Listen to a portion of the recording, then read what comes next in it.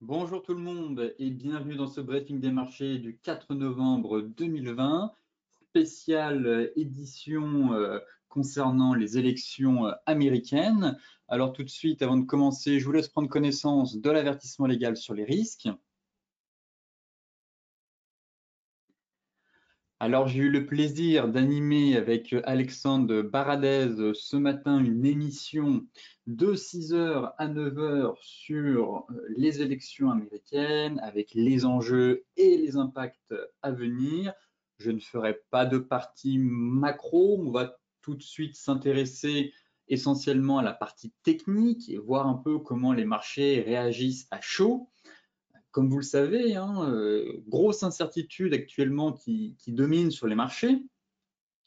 On avait quand même des bourses européennes dès l'ouverture sur les futurs qui ont cédé quasiment 1,5 voire 2%.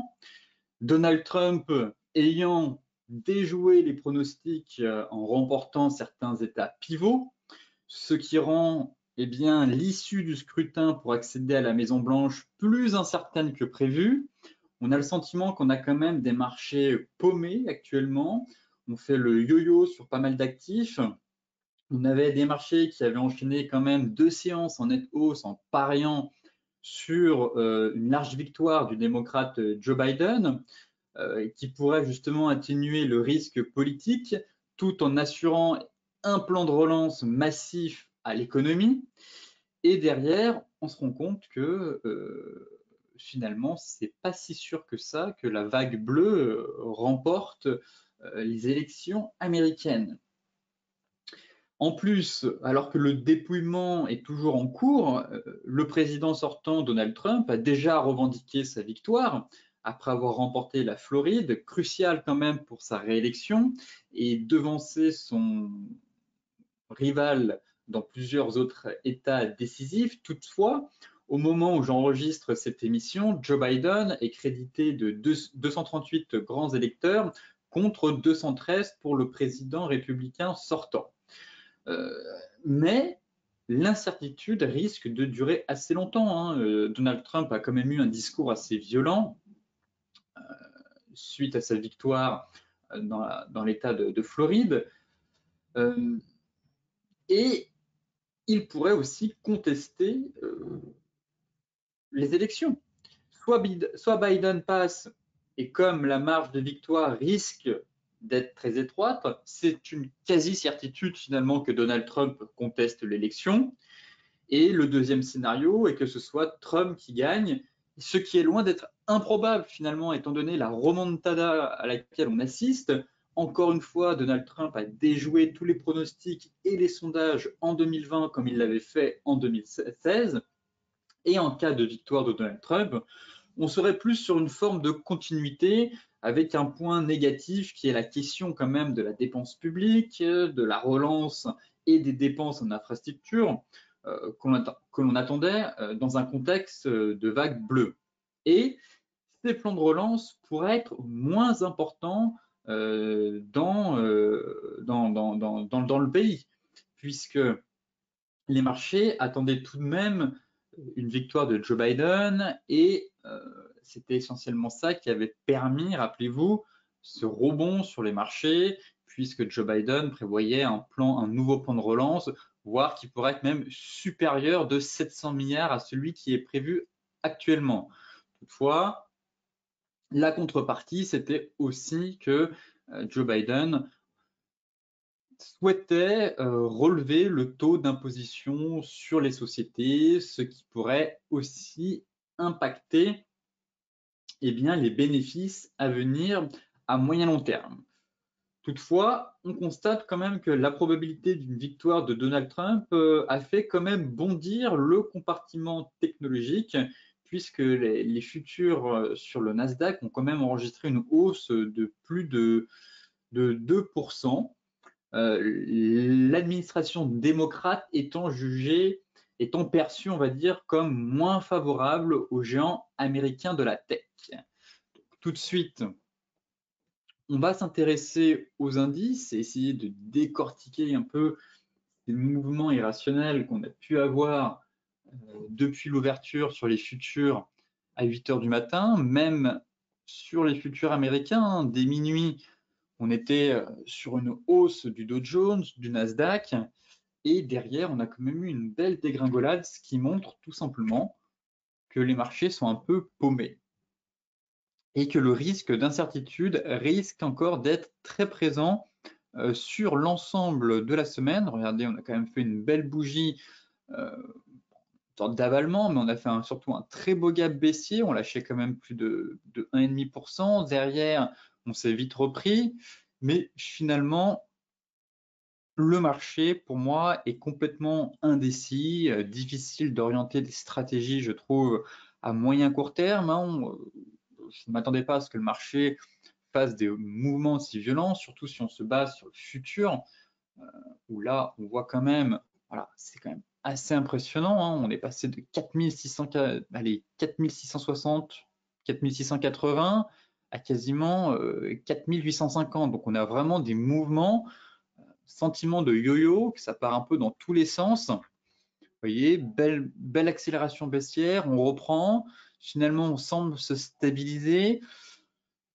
Délicat de vous annoncer, de dire dans quel sens finalement les marchés vont partir et quelle va être la dynamique au cours des prochains jours. On a encore la Fed qui doit intervenir cette semaine, on a encore le taux de chômage, beaucoup d'éléments qui font que on manque de visibilité. Derrière, le dépouillement de certains bulletins de vote dans certains États pourrait en plus durer quelques jours, 2 à 3 jours. Donc, rien n'est fait pour le moment et on le constate très clairement sur l'ensemble des indices puisque le marché a du mal à se stabiliser, enfin, à évoluer dans une direction claire. Hein. Tout peut arriver encore. D'ici 15h30, on pourrait très bien rebasculer dans le rouge.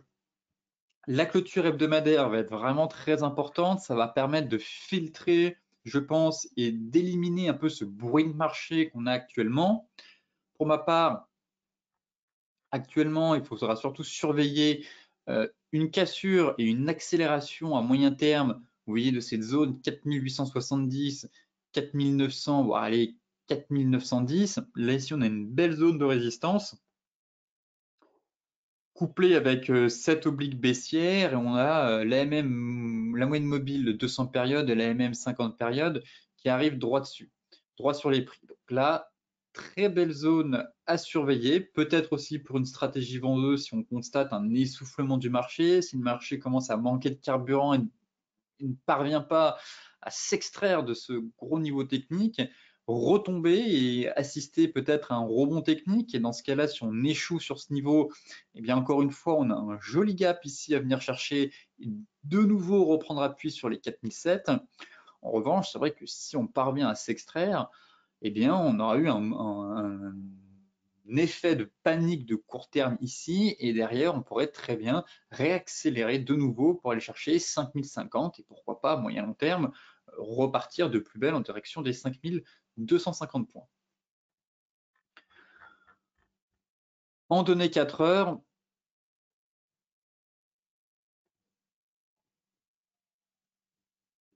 on est quasiment sur le niveau des 61,8.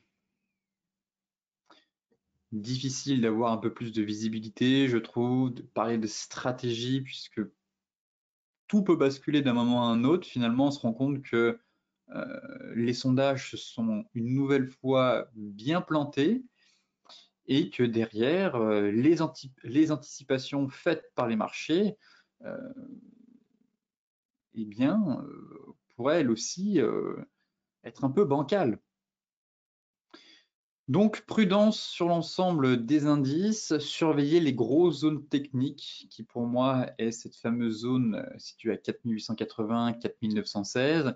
Effectivement, en cas de cassure, ça permettrait d'avoir une accélération. Toutefois, si on constate que derrière ça corrige, n'oubliez pas qu'on a plusieurs gaps à venir chercher et que venir prendre appui sur les 4700 ne serait pas à exclure, sachant qu'on a aussi d'autres événements importants à venir cette semaine. Concernant le DAX, pareil, sur l'indice allemand, on est plutôt flat, on ouvre à l'équilibre. Sur les futurs, on a ouvert quasiment à moins, il me semble, moins 1,7, moins 2%. On est venu quand même taper 1850, on est allé chercher 12 190.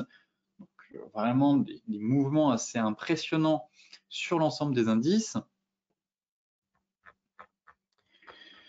Et là, on est scotché à notre moyenne mobile 200 périodes.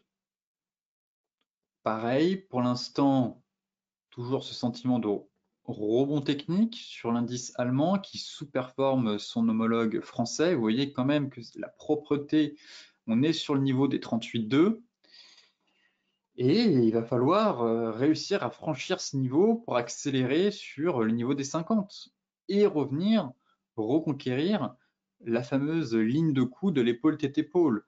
Derrière, effectivement, si le marché échoue sur cette fameuse zone 12 190 et les 38,2, eh bien, on pourrait s'attendre finalement à ce que ce soit plus un rebond technique et que finalement le marché retombe, vous voyez, pour atteindre cette fameuse zone de polarité ici qui correspond à l'objectif complet, l'objectif théorique de cette fameuse épaule-tête-épaule. Donc, à surveiller, c'est vrai qu'on a quand même eu une belle envolée au cours depuis le début de la semaine, et derrière, peut-être que le marché eh bien, pourrait se stabiliser, à voir comment les choses vont évoluer d'ici la fin de la journée.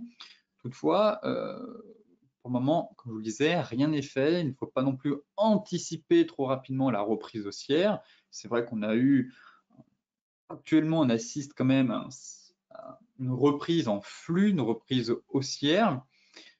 Toutefois, en cas de risk-off, on pourrait tout de suite repasser, enfin confirmer ce scénario de rebond technique pour retomber sur les 11 200 points.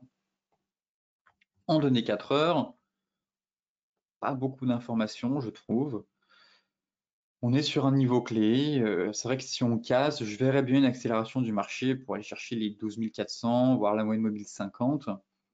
Mais pour l'instant, je me montre quand même très prudent sur l'ensemble des indices, car tout peut basculer d'un moment à un autre. Concernant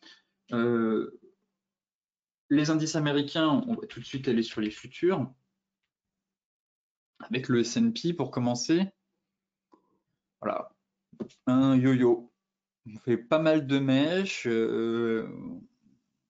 vraiment balle au centre, on s'est fait quelques frayeurs, à la hausse comme à la baisse. Finalement, le marché ne veut pas aller plus bas, mais il n'a pas envie d'aller plus haut non plus. On est sur un niveau quand même assez important. Ça se voit de toute façon dans la configuration de la bougie. Hein. Vous voyez beaucoup de mèches hautes, une belle mèche haute, belle mèche basse, très peu de corps, ce qui montre en fait l'incertitude la plus totale sur les marchés. Le marché a besoin de visibilité, de clarté, et il déteste l'incertitude. Et là, actuellement, dans les scrutins, c'est extrêmement serré. Derrière, on assiste à un discours de Donald Trump assez violent sur le fait qu'il pourrait contester les résultats. Donc, une crise politique ne serait pas bonne pour le pays. Et derrière, pénaliserait en tout cas le rebond qu'on a tenté d'amorcer au cours des derniers jours. Et pareil, on pourrait très bien faire un rebond technique et retomber vers le bas. Là, actuellement, on se situe pile poil sur le niveau des 50%, encore une fois, vous voyez, on est venu taper le 61,8, mais ça cale.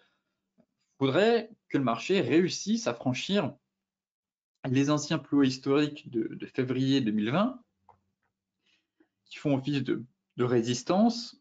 Là, on est quand même venu chercher ce niveau à plusieurs reprises, on a fait de l'excès, et là, on a la moyenne mobile 50 en plus en parallèle qui est couplé à ce niveau technique, qui vient renforcer ce palier.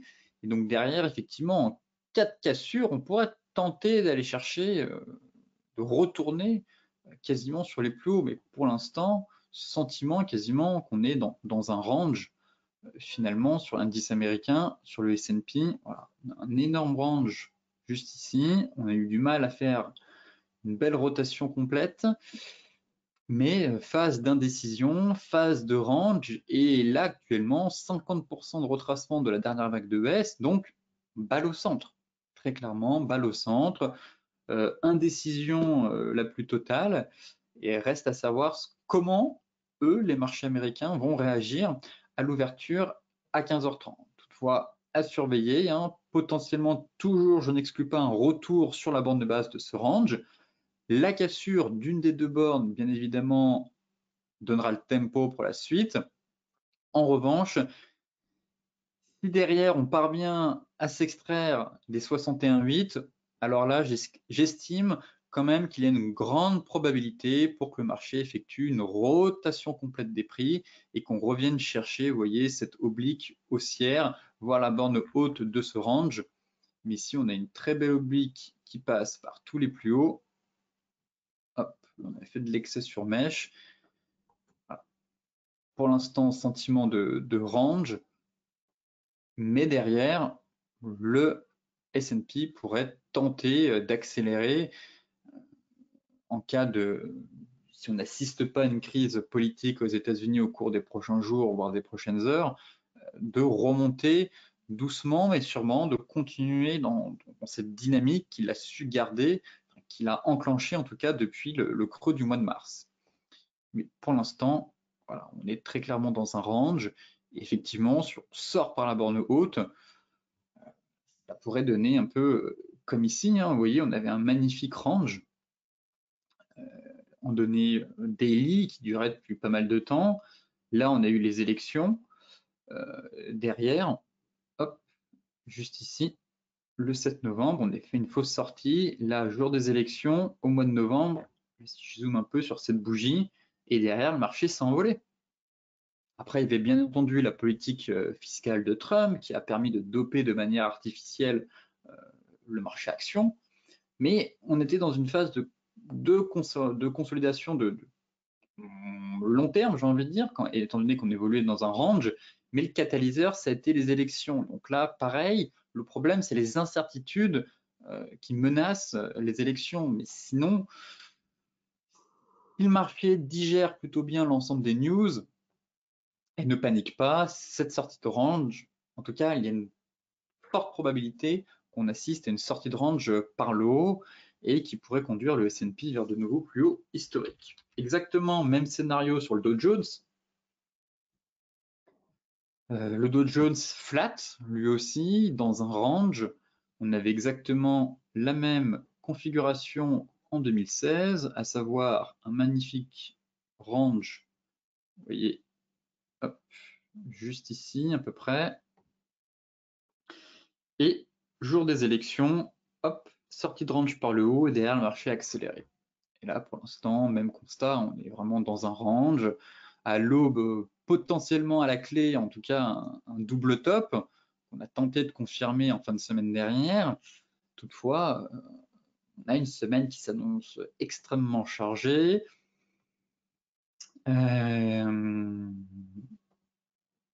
Des décisions d'un point de vue, enfin, concernant le dépouillement de certains États qui pourraient mettre plusieurs jours, notamment par les votes par correspondance. Donc, ça risque de créer encore une tension assez palpable toute la semaine.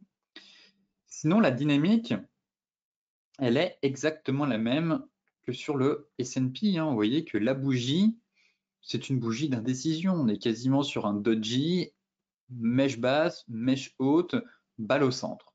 Très clairement, on est sur le niveau, encore une fois, des 50% de retracement, pile poil dessus. Hop, voilà. Donc, pareil, hein, si on parvient à casser cette MM50, oui, risque, forte probabilité plutôt de remonter sur la borne haute et derrière, en cas de cassure par le haut de cette borne, en cas de cassure par le haut de ce rectangle, eh bien, accélération vers de nouveaux plus hauts historiques. Sinon, dans le cas contraire, ce serait un risque là de simple rebond technique.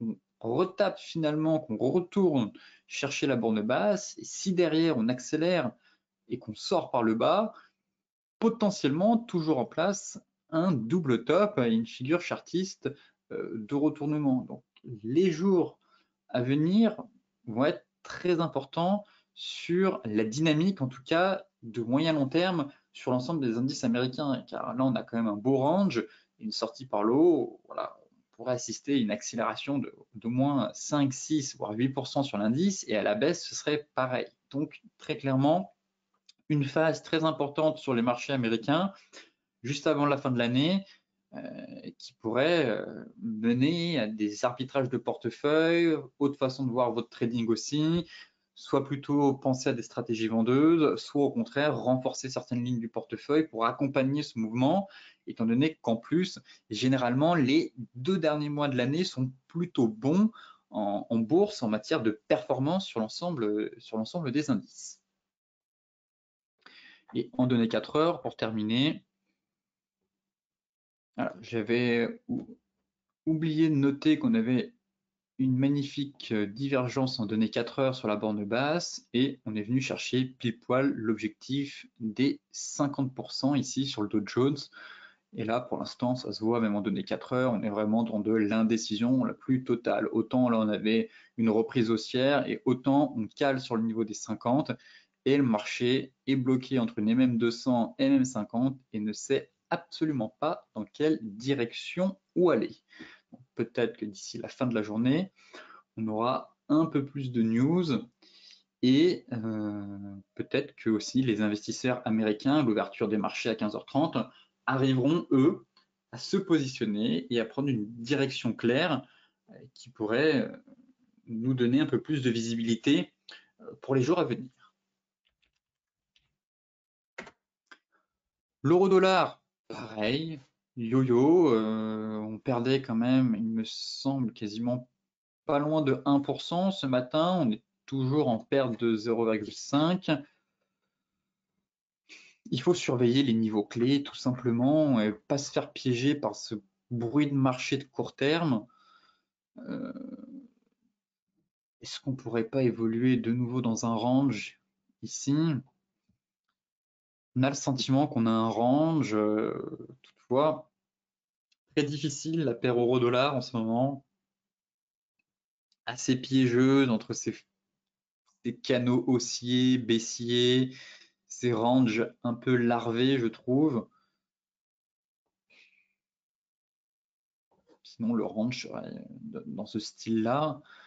Pas évident vraiment de cadrer la dynamique. On est vraiment dans une phase de stabilisation, je trouve. Là, on a quand même 2 points de contact sur la borne basse. On pourra avoir un range de moyen, enfin, court terme et un range de plus long terme ici, entre les 1,1630 et les 1,1950. Toutefois, actuellement, il n'y a strictement rien à faire sur l'euro-dollar.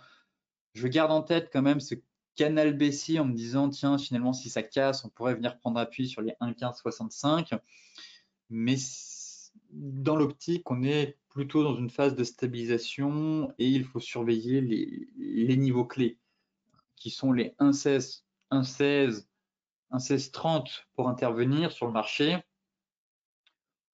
On a aussi les 1,1850, 1,1875 qui sont intéressants et derrière les 1,1950. Sinon, on risque de se prendre des portes de salaud. Très clairement, vous voyez, hausse Marubozu haussier hier indiquant un flux possible à venir et derrière, boum, grosse chasse au stop qu'on est venu faire, belle mèche à mon avis qui est venu sortir tous les acheteurs. Donc, scénario de porte de saloon à éviter, enfin, attendez que la poussière retombe, ne prenez pas des risques, j'ai envie de dire, inutiles, attendez d'avoir un peu plus de visibilité, d'avoir un joli setup, des configurations assez claires sur vos graphiques, plutôt qu'être en mode parieur, spéculateur, j'ai envie de dire, sur la direction à venir de l'euro-dollar.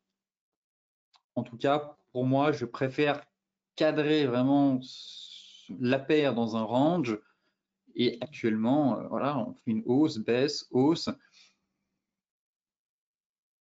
Indécision la plus totale sur cette paire. Mais comme de nombreuses paires, hein, finalement, il faut voilà, attendre que la poussière retombe, qu'on ait plus de visibilité, qu'on se stabilise, sans pour autant oublier les niveaux clés et tenter d'agir uniquement sur ces niveaux clés. Voilà, 1,1860, 1,1730, mais pas se positionner n'importe où sur le marché en mode espoir. L'AUD-USD, c'est exactement la même chose, très piégeux aussi. Regardez, on avait un magnifique triangle. J'évoquais ce triangle descendant depuis pas mal de temps avec le fameux niveau de support à 0,7020. On a tenté de franchir par le bas à de nombreuses reprises. Hier, énorme bougie flux qui potentiellement pourrait valider cette sortie de triangle par le haut. Et derrière, ce matin, boum, réintégration des prix, gros bull trap. On échoue encore sur la deuxième zone des 0,7020. Donc, encore une fois, de l'incertitude et des faux signaux. C'est plutôt une journée où il faut analyser vos graphiques, prendre du recul, recadrer correctement certains actifs, identifier les niveaux clés, plutôt qu'agir avec impatience et au final être à contresens complètement. Et vous pouvez être dans le bon sens 1 heure ou 2 dans la journée et derrière on a une news qui tombe et boum, vous repassez dans le mauvais sens et finalement on a une autre news qui tombe et boum, ça repart dans l'autre sens. Donc très clairement, c'est un marché où il faut être très observateur, surveiller les niveaux clés, voir comment ça réagit sur les grosses zones hebdomadaires. Vous voyez qu'ici, c'était plutôt propre. La deuxième zone a plutôt bien tenu aussi. Et éviter de prêter trop d'attention au niveau intermédiaire, les supports 15 minutes, 4 heures, 1 heure, tout ça, ça n'a absolument pas d'importance aujourd'hui. Il faut vraiment filtrer le marché sur des bougies hebdomadaires, voir comment ça va se comporter, des belles zones mensuelles de prix et intervenir vraiment sur ces niveaux clés pour éviter tout simplement de tomber dans des pièges. Et là, actuellement, on avait ce fameux triangle descendant et potentiellement, on a l'impression qu'on est plutôt dans un range technique. Donc là, actuellement, on est au milieu, on est un peu nulle part en plein milieu du désert, j'ai envie de dire. Encore une fois, voilà, laissons le marché digérer un peu toutes ces news et attendre que l'AUD revienne sur des niveaux de prix intéressants pour intervenir justement avec un minimum de stratégie et de savoir-faire pour éviter les pièges. Bien entendu, maîtrisez aussi votre risque. Vous êtes des investisseurs avisés. Votre travail n'est pas de savoir si le marché va prendre 4-5%, si ça va créer une crise politique ou non. Votre job, c'est de contrôler le risque, essentiellement, et de maîtriser votre risque. Du fait que la volatilité soit forte et que les incertitudes pèsent aussi sur l'ensemble des marchés. Le GBP-USD, c'est exactement la même chose, en mode yo-yo. Vous voyez que en données daily, on a fait une bougie flux. Ici, on est repassé par le bas et on est complètement indécis. Le marché est véritablement indécis. La belle bougie flux d'hier n'est pas confirmée. On a un sentiment qu'on est dans un range, très clairement, et que le marché aura du mal ou ne parvient pas à évoluer, en tout cas dans une direction claire. Donc encore une fois, attendre la cassure d'une de ces deux bornes afin d'avoir un peu plus de visibilité. Et là, on a un beau range sur le GBP-USD. On se rapproche de la borne basse, donc à surveiller cette fameuse phase de trading range et potentiellement la sortie d'une des deux bornes qui devrait donner le tempo pour la suite. Donc là, si on ajuste le range, voilà, juste ici. Donc à surveiller, actuellement on est au milieu de nulle part, potentiellement chercher des achats sur la borne basse ou sur la borne haute, et dans le cas contraire, attendre la cassure pour accompagner le momentum à venir. Le gold, qui subit aussi des prises de bénéfices, toujours haussier, sinon sur l'indice, sur le métal jaune. on se stabilise, on est au-dessus du support. On a eu un peu de nervosité ce matin, mais rien de grave en tout cas. La dynamique reste toujours haussière et pareil, hein, on est encore une fois dans cette phase de stabilisation.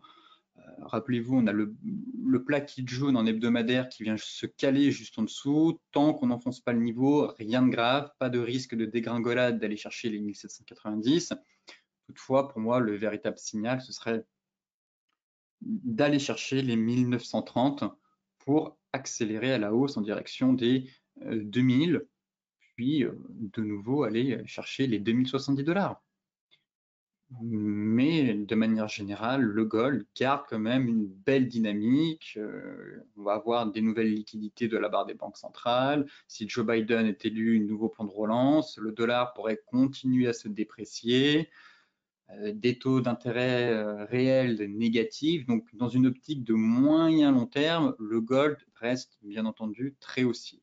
À court terme, phase de stabilisation. Et là, ce qui va être intéressant maintenant de suivre, ça va être la sortie de cette phase de congestion et effectivement une sortie par le haut au-dessus des 1930 $ permettrait selon moi de déclencher enfin cette nouvelle vague de hausse, étant donné qu'on consolidait quand même un peu dans ce biseau descendant, qu'on ait fait un pullback un peu agressif, un deuxième. En soi, il n'est toujours pas invalidé, mais là, ce serait bien que le marché reparte pour vraiment confirmer la fin de consolidation et se repositionne tout simplement dans le sens de la tendance qui est haussière.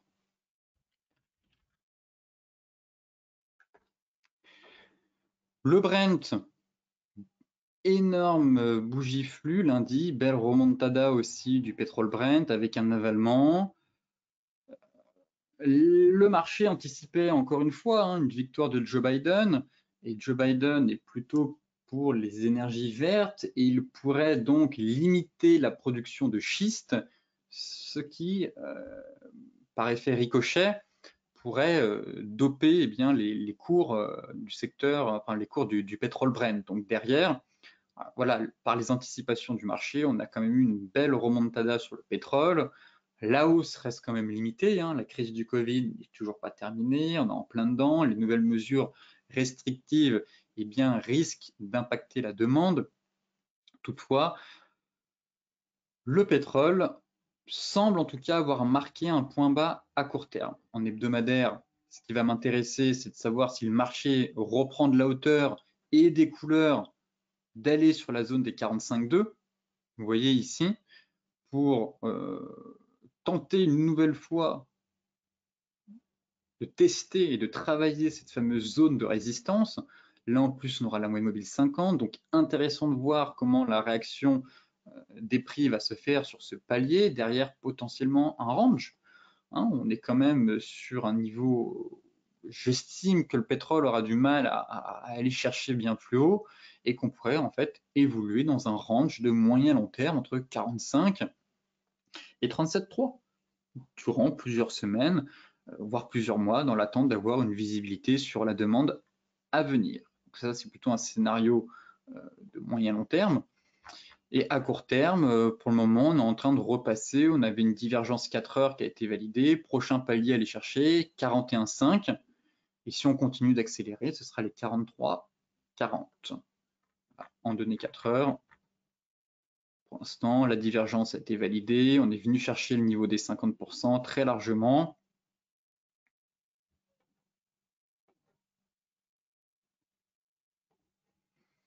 Et on est même sur le niveau des 61,8. Donc derrière, si ça tient en tout cas et qu'on parvient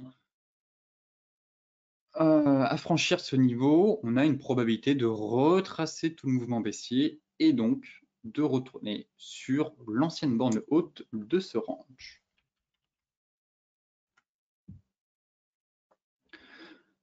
Le light, quant à lui, c'est exactement la même chose. La dynamique est exactement la même. On a eu un avalement haussier, juste ici. On reprend de la hauteur, mais la structure des prix est exactement la même. Sauf qu'en hebdo, voilà, on est déjà venu tester la moyenne mobile 50 une première fois. On a échoué dessus. Mais pareil, hein, on pourrait très bien s'installer de nouveau dans un range technique de moyen long terme. Donc, à surveiller. Comment le marché va réagir. Là, c'est vrai qu'on a fait un gap baissier, on est en train de ravaler plus de la moitié de la bougie précédente. Donc, pour l'instant, on est quand même sur un piercing pattern, l'inverse du dark cloud cover.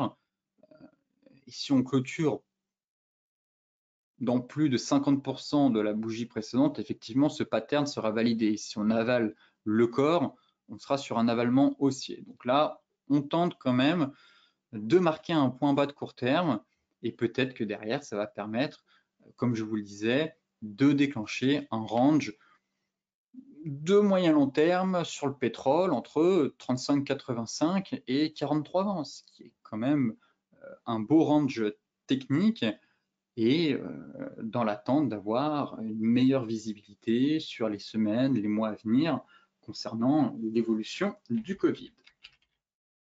Enfin, le BTC subit une légère prise de bénéfice depuis ce matin, mais rien de bien méchant.